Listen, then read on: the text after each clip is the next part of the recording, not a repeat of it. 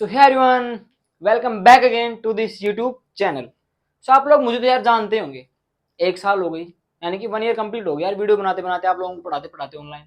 But फिर भी आप पता नहीं सब्सक्राइब पता नहीं क्यों नहीं करते। कर दिया करो यार, जो लालसा है ना वो कुछ भी है उसको दबा दो जोर से, और घंटा भी दबा दो, ताकि आपके पास जो ये शक्ल है रोज दिखाए आपको दे जाए शाम के 6 बजे। बट फिर भी let me introduce my self.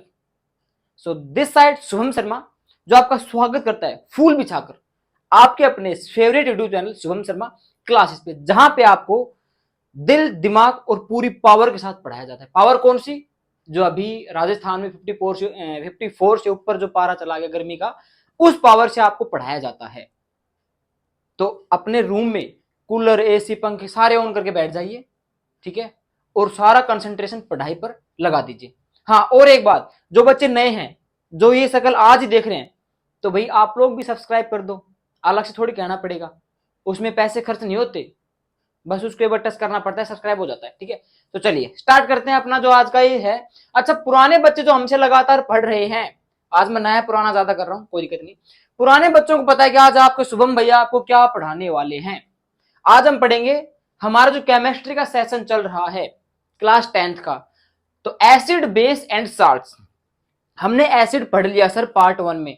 जिन्होंने नहीं पढ़ा तो लिंक जो है ना मैंने डिस्क्रिप्शन बॉक्स में डाल दिया, यानी कि मैं तो आपकी बहुत ज्यादा हेल्प करता हूं, आप ही नहीं करते, पता नहीं क्यों नहीं करते।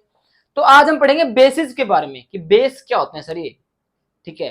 तो आपने प्राचीन काल में पढ़े हैं बेस क्या होते हैं, यानी कि प्राचीन यानी कि प्रीवियस क्लासेस के अंदर, बट आज हम इनको पढ़ेंगे कि होते क्या है सर। थोड़ा सा कॉन्सेप्ट बढ़ा दिया इनका, बट फिर भी हम समझेंगे। देखिए बेसिस क्वेश्चन मार्क, ये नहीं पढ़ा, नीचे वाला पढ़ना है। देखिए इनकी प्रॉपर्टीज बेसिस की क्या क्या होती है। पहली प्रॉपर्टीज पे ध्यान देते हैं, bases change the colour of litmus from red to blue. अच्छा, हमने एसिड की जब बात की थी तो वो क्या करता है, लिटमस पेपर में ब्लू से रेड करता है, और ये क्या करता है, रेड से ब्लू करता है, ठीक है। उसके बाद में अगली प्रॉपर्टी है, they are bitter in test.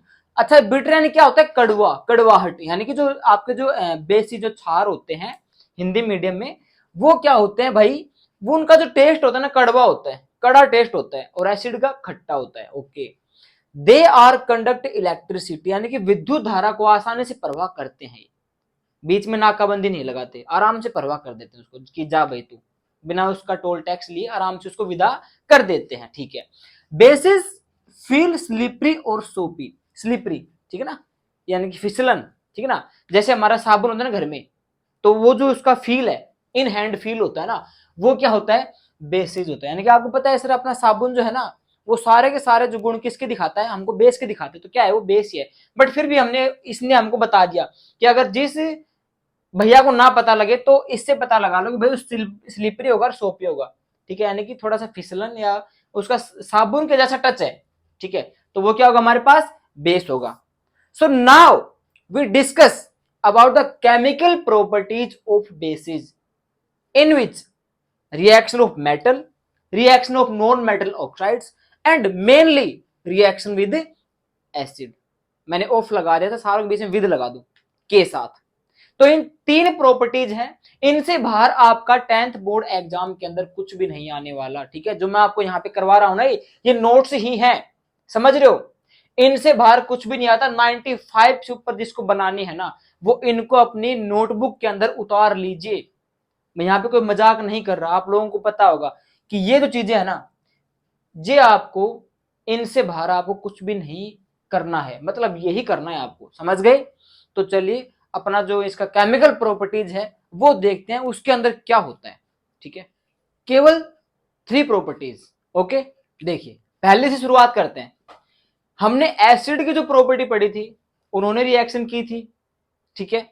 अब हम पढ़ रहे हैं कि सर बेस जब रिएक्शन करते हैं मेटल्स के साथ या एसिड्स के साथ तो क्या होता है। तो देखिए आपको जो है मेनली डेफिनेशन के ऊपर ध्यान देना है, ये तो आपको याद करने हैं, लेकिन डेफिनेशन को याद रखना है कि सर होता क्या है इसमें एक्चुअली, है ना।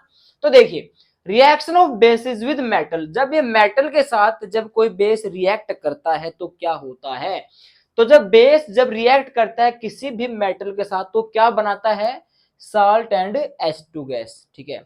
साल्ट या कहीं सोल्ट कहते हैं तो वो हो जाए, कोई दिक्कत नहीं है, salt and H2 gas, hydrogen gas, ठीक है। तो देखिए जब बेस ने मेटल के साथ रिएक्शन की तो क्या बना भाई, salt and H2, salt plus H2। ठीक है, फॉर एग्जाम्पल यहाँ पे देखिए NaOH। अब यहाँ पे मैंने इसको पहले से बैलेंस कर दिया भाई, ठीक है। अब जिसको नहीं पता बैलेंस कैसे करते हैं, तो मैं हर बार कहता हूं कि हमने बैलेंसिंग के ऊपर पूरा वीडियो बना रखा है, आप उसको जाके चेक करना, आपको समझ में आएगा, क्योंकि हमने बेसिक से समझा रखा है। ठीक है, तो उसका लिंक डिस्क्रिप्शन में आपको मिल जाएगा, ढूंढने की जरूरत नहीं है आपको। 2NaOH प्लस Zn, जब एक बेस मेटल के साथ रिएक्ट करता है तो उसने क्या बनाया, सोल्ट प्लस यहाँ पे हाइड्रोजन गैस, देखो ये आ गई यहाँ पे H2। ठीक है, वाटर होता है H2O और हाइड्रोजन ओनली होता है H2। ठीक है, ये हमारे यहाँ पे बन गया। और बाकी Na2ZnO2 को बोलते हैं सोडियम जिंकेट। ठीक है, तो ये तो अलग है, लेकिन यहाँ पे आपको क्या अलग करना है सर, H2 बाहर निकल रहा है। ठीक है, ओके। उसके बाद में जब रिएक्शन होती है बेस की एसिड्स के साथ, चाहे भाई एसिड को बेस के साथ मिला दो, चाहे बेस को एसिड के साथ मिला दो, ठीक है, वही बात है। ठीक है, वही देखिए इसमें क्या होता है कि अब एसिड हमारे पास है, आपने उसको बेस के साथ मिलाया या बेस को आपने एसिड के साथ मिलाया, दोनों की प्रॉपर्टी अलग अलग है, तो जो चीज बनेगी वो सेम भी बनेगी।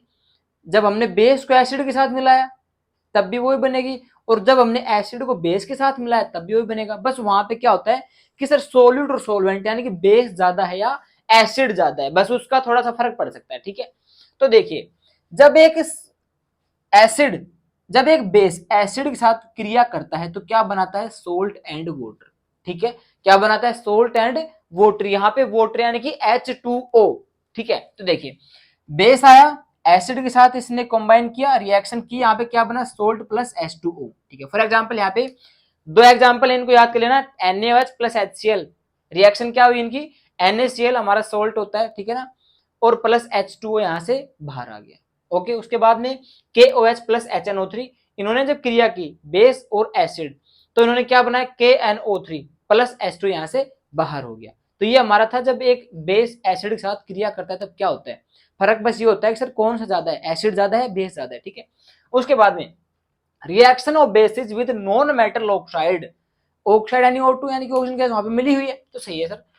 बेस जब एक नॉन मेटल ऑक्साइड के साथ क्रिया करता है तो क्या बनता है, तो सेम रहेगा भाई अपना, बेस जब एसिड के साथ क्रिया करता है तब भी सोल्ट प्लस H2O बनता है, और जब ये नॉन मेटल ऑक्साइड के साथ क्रिया करेगा तब भी क्या बनेगा, सोल्ट प्लस H2O बनेगा। तो सेम है यहाँ पे, base plus non metal oxide, तो क्या बना यहाँ पे हमारा, salt plus H2O। Okay, for example CaOH2, ठीक है ना, प्लस CO2 के साथ इसने क्रिया की, CO2 हमारा क्या होता है, नॉन मेटल ऑक्साइड होता है। ठीक है, क्या बना, CaCO3 प्लस H2O यहां से बाहर हो गई। तो ये था हमारा कंप्लीट प्रोसेस बेस का। हमने एसिड का पढ़ा था एक पूरे चैप्टर में, आज हमने पढ़ा है बेस का। लेकिन इसमें हम एक टॉपिक ऐड और कर रहे हैं, वो हमारे पास क्या होगा, difference between strong acid and strong base, weak acid and weak base. तो हमारा लास्ट टॉपिक है आज के इस वीडियो का। तो इस चैप्टर का सबसे जो सिंपल जो टॉपिक है ना, वो यही है, strong acid, strong base, weak acid and weak base. देखिए आप, मैं इस चैप्टर से यानी कि टॉपिक से पहले कुछ चीज बताना चाहूंगा जिससे आप इसको आसानी से समझ जाओगे। देखिए हमारे पास एक होता है एसिड, एक होता है बेस। एसिड हमें क्या देता है, H पॉजिटिव आयंस यानी कि हाइड्रोजन आयंस। बेस हमें क्या देता है, OH नेगेटिव आयंस यानी कि हाइड्रोक्साइड आयंस। अब आप खुद लगा लीजिए कि हम स्ट्रॉन्ग एसिड किसे कहेंगे, वीक एसिड किसे कहेंगे। जैसे इनकी पहचान जो है हमेशा एक्वस सॉल्यूशन में होती है, यानी कि लिक्विड सॉल्यूशन में। जैसे मैं यहाँ पे कोई एक, जैसी मैंने बीकर बना दिया, ठीक है, इसमें आपने कोई सॉल्यूशन मिलाया, यानी कि सॉल्यूशन तो है ही है लेकिन इसके अंदर और आपने कोई चीज ऐड कर दी, तो यहां से आपको, अगर हम एसिड की बात कर रहे हैं, अगर यहां से आपको H पॉजिटिव आयंस अगर ज्यादा मिलेंगे तो फिर क्या होगा, ये स्ट्रॉन्ग एसिड होगा सर। और अगर आपको कम H पॉजिटिव आयंस वहां से मिलेंगे तो आप क्या कहोगे, सर ये क्या है, वीक एसिड है। और इसी पे आप बेस लगा के चलिए, अगर आप इसमें सॉल्यूशन है कोई आपका और इसमें आप कोई चीज ऐड कर रहे हो, कुछ भी एटसेट्रा, और वहां से आपको अगर OH नेगेटिव आयंस अगर ज्यादा मिल गई तो हमारे पास क्या होगा, सर स्ट्रॉन्ग बेस होगा। और अगर आपको OH नेगेटिव आयंस कम मिल रहे हैं तो आप क्या कहोगे, सर ये तो वीक है। वही बात यहां पर है, अब आपको आसानी समझ में आ जाएगी। बस आपको बात ये देखनी है कि जब स्ट्रॉन्ग स्ट्रॉन्ग आते हैं तो वहां पे कोई भी सॉल्यूशन आपका अगर होगा ना तो कंप्लीटली आयोनाइज्ड होगा। आयोनाइज्ड क्या होता है, आयनीकृत, आयन यानी कि पॉजिटिव, यानी कि वहां पे आपके इलेक्ट्रॉन प्रोटॉन दोनों साथ रहने वाले हैं, उसे हम कहते हैं आयनीकृत। तो यानी कि कंप्लीटली आयनीकृत होगा। और वीक में सिर्फ इसका क्या चेंज होता है, कंप्लीटली की जगह सिर्फ पार्शियली आएगा। कंप्लीटली क्या होता है, पूरे तरीके से यानी कंप्लीट पूरा, लेकिन पार्शियली क्या होता है, हल्का सा यानी कि थोड़ा बहुत। ठीक है, तो देखिए स्ट्रॉन्ग एसिड क्या कहता है हमें, N acid which is completely ionised in water and produce a large amount of hydrogen ions. कि sir N acid which is completely यानी कि पूरे तरीके से आयनीकृत होता है पानी के अंदर और प्रोड्यूस कर रहा है क्या, हमने जहां पे पानी बनाया था, आपको मैंने शुरू में बताया था कि जो सब कुछ जो है ना एक्वस के अंदर ही पॉसिबल है। कि सर कोई भी एसिड है अगर वो किसी पानी के अंदर कंप्लीटली पूरे तरीके से ही सर आयनीकृत है और हमें क्या दे रहा है, वो हाइड्रोजन आयंस दे रहा है ज्यादा मात्रा में, तो सर क्या होगा, वो स्ट्रॉन्ग एसिड होगा। स्ट्रॉन्ग बेस कौन सा होगा, पूरी यहां से लेके यहां तक यही सिस्टम आएगा, क्योंकि स्ट्रॉन्ग है तो स्ट्रॉन्ग में आप क्या लगाओगे, स्ट्रॉन्ग में आप लगाओगे कंप्लीटली और वीक में क्या लगाओगे, पार्शियली। तो क्या आपने कहा यहाँ पे कि सर कोई भी ऐसा बेस है जो कंप्लीटली आयोनाइज्ड है किसी पानी के अंदर और आपके साथ आपको क्या दे रहा है, large amount of hydroxide ions यानी कि OH नेगेटिव आयंस आपको ज्यादा दे रहा है, तो वहां पे आप क्या कहोगे, सर वो क्या है, स्ट्रॉन्ग बेस है। एग्जाम्पल देख लीजिए, हमारे पास स्ट्रॉन्ग एसिड के एग्जाम्पल होते हैं HCl HNO3 प्लस ये H2SO4। और उसके बाद स्ट्रॉन्ग बेस के एग्जाम्पल क्या होते हैं, NaOH और KOH। ठीक है, आप ये एग्जाम्पल एक एक दो याद कर लीजिए, ज्यादा याद आपको नहीं करने। ठीक है, उसके बाद में हम बात करते हैं टॉपिक्स की, वीक एसिड और वीक बेस। यहाँ पे आपको सिर्फ एक चीज चेंज करनी है, क्या चेंज करनी है, आपको खुद को पता होना चाहिए कि सर ने अभी क्या कहा था कि स्ट्रॉन्ग क्या होगा जहां से आपको कोई भी चीज ज्यादा मिल रही है, वीक क्या होगा जहां से आपको कोई चीज कम मिल रही है। बस कंप्लीटली की जगह आपको क्या लगाना है, पार्शियली हल्का सा। तो वही बात है, देखिए weak acid, N acid which is partially ionised in water. कि सर कोई ऐसा एसिड है जो हल्का सा आयनीकृत है पानी के साथ और आपको क्या दे रहा है, small amount of hydrogen ion, यानी कि आपको कम मात्रा में H पॉजिटिव आयंस आपको दे रहा है, तो क्या होगा सर, वो वीक एसिड होगा। वही बात यहाँ पर वीक बेस के अंदर कि कोई भी ऐसा बेस है जो हल्की रूप से आयनीकृत है पानी में और आपको कम हाइड्रोक्साइड आयन दे रहा है, यानी कि OH नेगेटिव आयंस दे रहा है, तो वो क्या होगा आपके पास, सर वीक बेस होगा। एग्जांपल देख लीजिए वीक एसिड के CH3COOH HCOOH H2CO3। कोई भी एक आधा एग्जांपल आप याद कर लीजिए, बस आपको डेफिनेशन मेन याद करनी है। उसके बाद में वीक बेसिस के एग्जांपल आपके पास क्या होने वाले हैं, MgOH2 NH4OH2 CaOH2 AlOH3 ZnOH2। तो ये आपके पास आज का टॉपिक था, यानी कि आज की आपका जो लेक्चर था वो यही था कि आपको बेस के बारे में पता होना चाहिए, पूरा हमने आपको बता दिया। और आपको strong acid, strong base, weak acid और वीक बेस, ये क्वेश्चन बच्चों हर बार पूछा जाता है बोर्ड एग्जाम के अंदर, 5 नंबर का आता है, पूरा का पूरा आपसे ऐसे कैसे पूछा जाएगा। ठीक है, तो आप इसको याद कर लेना। और जो बच्चे अभी इसका जो फर्स्ट पार्ट है एसिड का नहीं पढ़े, तो उसका लिंक हमने डिस्क्रिप्शन में डाल दिया है, आप उसको जाके आराम से बेधड़क होकर आराम से पढ़िए। और जो बच्चे नए हैं ना, जो पढ़ना चाहते हैं हमारे से, उनको समझ में आया है तो चैनल को जरूर सब्सक्राइब करें और बेल आइकन जरूर प्रेस करना, ताकि जैसे ही मैं वीडियो अपलोड करूं तो आपके पास सही समय पर और सबसे पहले पहुंच जाए। तो मिलते हैं इसके नेक्स्ट टॉपिक में जो हमारे पास रहने वाला है pH scale, complete pH scale आपको हम बताएंगे, पूरा का पूरा कॉन्सेप्ट और इजी कॉन्सेप्ट। तब तक के लिए जय हिंद।